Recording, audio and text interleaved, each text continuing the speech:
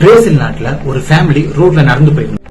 அந்த வழியா வந்த ஒரு பைக் ரைடர் அவங்க ஃபேஸ்ல சேர அடிச்சிட்டாரு. உடனே பயந்து போய் அந்த பைக் ரைடர் நின்னாரு.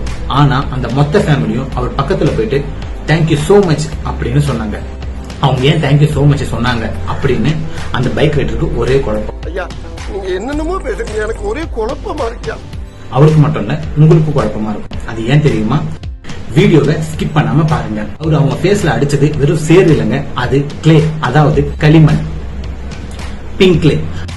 பொதுவாகவே இந்த கிளேவானது பிரேசில், ஆஸ்திரேலியா, பிரான்ஸ் இந்த 3 நாட்டுல தான் எடுக்கிறாங்க. அதுக்கு காரணம் பாத்தீங்கன்னா நேச்சுரலாவே அவங்களோட மண்ணானது வளம் அதிகமா இருக்கக்கூடிய ஒன்னா பார்க்கப்படுது. அதனாலதான் இந்த கிளேவை எல்லாரும் யூஸ் பண்றாங்க.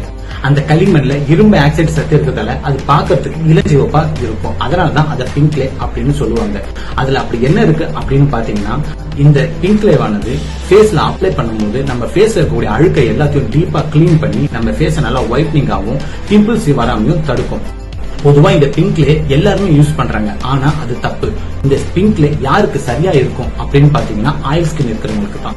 ஏன்னா இந்த கிளேவானது அவங்க ஃபேஸ்ல அப்ளை பண்ணும்போது அவங்க ஃபேஸ்ல ஆயில கண்ட்ரோல் பண்ணி அவங்க ஃபேஸ்ல இருக்கக்கூடிய அழுக்கு, அதாவது வேஸ்ட் நல்லா டீப்பா கிளீன் பண்ணி ஒயிட்னிங் கொடுக்கும். அந்த ஆயில் கண்ட்ரோல் ஆகி அவங்க ஃபேஸ் ட்ரைனஸா இருக்கும்.